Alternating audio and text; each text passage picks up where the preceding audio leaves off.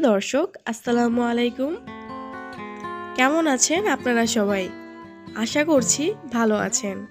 সবাইকে স্বাগত জানাচ্ছি আমার ইউটিউব চ্যানেলে আজকের ভিডিওটি দেখার জন্য।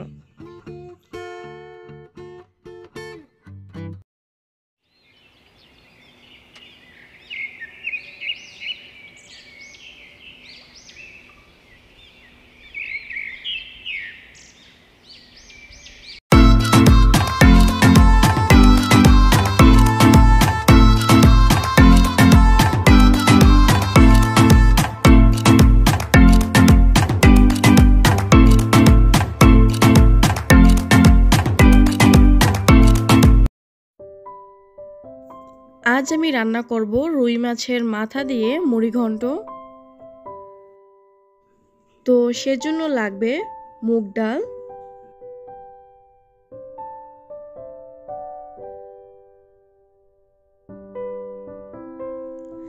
আমি মুগ ডাল নিয়ে 5 মিনিটের মতো ভেজে নিয়েছি।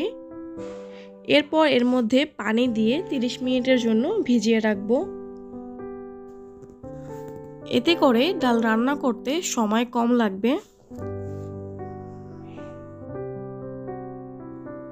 তো এরপরে আমার হাজবেন্ড মাছ নিয়ে আসলো। তো আমি মাছ বা গোস্ত যাই কিনি না কেন একবারে বেশ কদিনের জন্য কিনে নেই,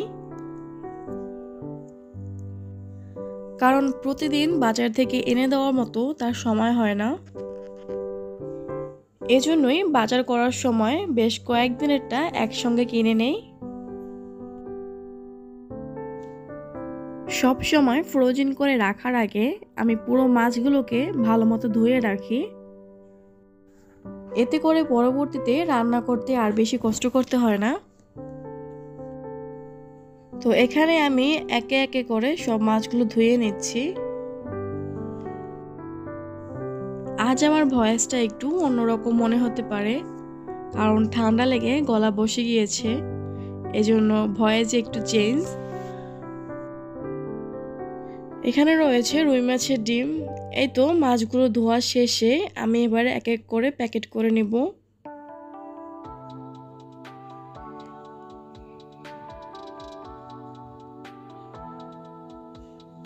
প্যাকেট করা শেষে এবার আমি ফ্রিজে রাখছি।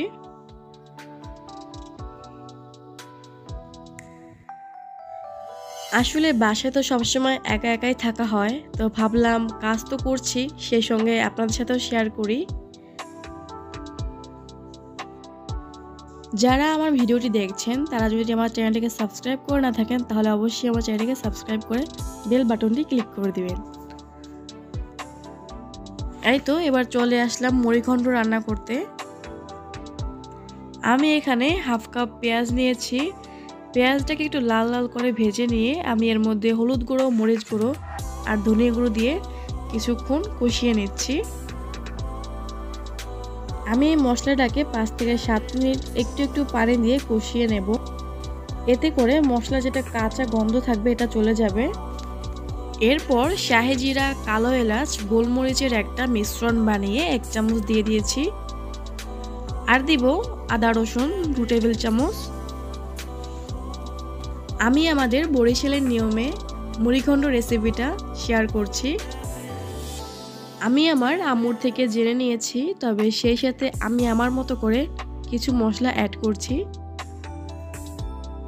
আমি এখানে 2টি রুই মাছের মাথা নিয়েছি।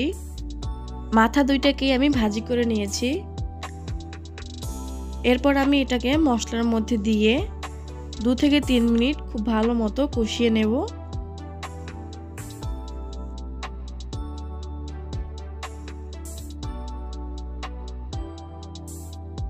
এবার সেই ভিজিয়ে রাখা মুগ ডালগুলোকে নিয়ে আমি মশলার মধ্যে দিয়ে দিচ্ছি।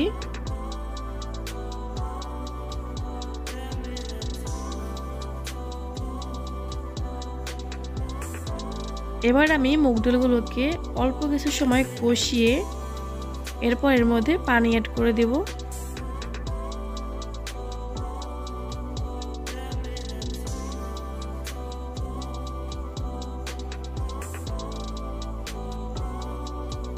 পানি দিয়ে এবার আমি ঢাকনা দিয়ে ঢেকে দিচ্ছি।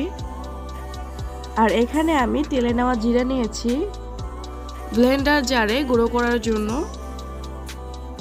কারণ মুড়িঘণ্টতে যদি জিরা গুঁড়ো না দেই তাহলে পরিপূর্ণ স্বাদ আসবে না। আমি এগুলো সবসময় ব্লেন্ডারেই ব্লেন্ড করি, এতেও খুব সুন্দরভাবে কিন্তু ভালো মতো মিহি হয়ে যায়। তো এবার আমি একটি কাচের জারে ঢেলে নিচ্ছি। এটা কিন্তু বেশ অনেক দিন এভাবে রাখা যাবে।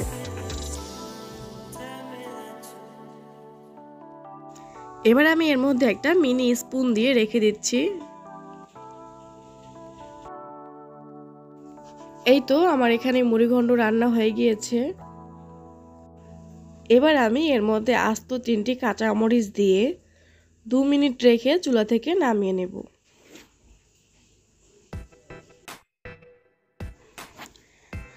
চুলা থেকে নামিয়ে নেওয়ার পর আমি এবার বাটিতে সার্ভ করব।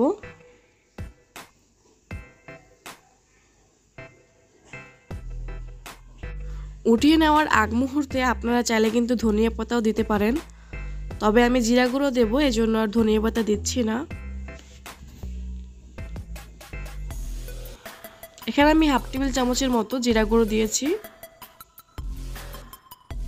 আর এখানে আমি আগেই মাছ রান্না করে নিয়েছিলাম, এবার এটা বাটিতে নিয়ে নিচ্ছি।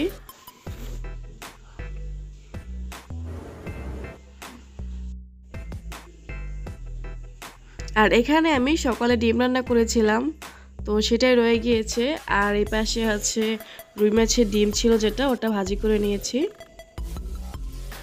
তো এই ছিল আজকের দুপুরের মেনুতে। তো এই তো দুপুরে খাওয়া দাওয়া শেষে এবার চলে আসলাম বিকেলে কফি বানাতে। তো এসে দেখলাম কফি শেষ হয়ে গিয়েছে। তো সবসময় একদম বড় সাইজের কফি আনি, এতে করে আমার 4 থেকে 5 মাস চলে যায়।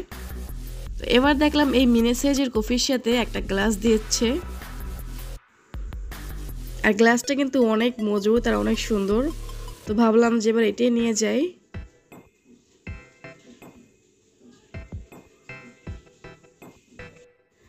আমার ভিডিওটি যারা এই পর্যন্ত দেখছেন তারা যদি আমার চ্যানেলটিকে সাবস্ক্রাইব করে না থাকেন তাহলে আমার চ্যানেলটিকে সাবস্ক্রাইব করে বেল বাটনটি ক্লিক করে দিবেন।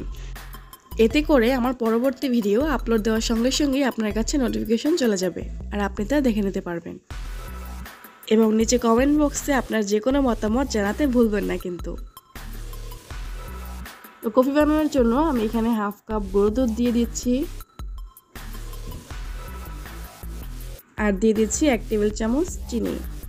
কারণ আমি মিষ্টি কম খাই, তাই চিনির পরিমাণটা অনেকটাই কম নিয়েছি।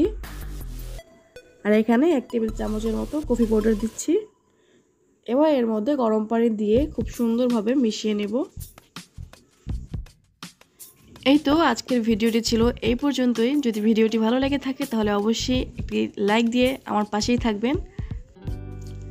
দেখা হচ্ছে পরবর্তী নতুন কোনো ভিডিওতে। ততদিন পর্যন্ত সবাই ভালো থাকবেন, সুস্থ থাকবেন এবং আমার জন্য দোয়া করবেন। আল্লাহ হাফেজ। আসসালামু আলাইকুম।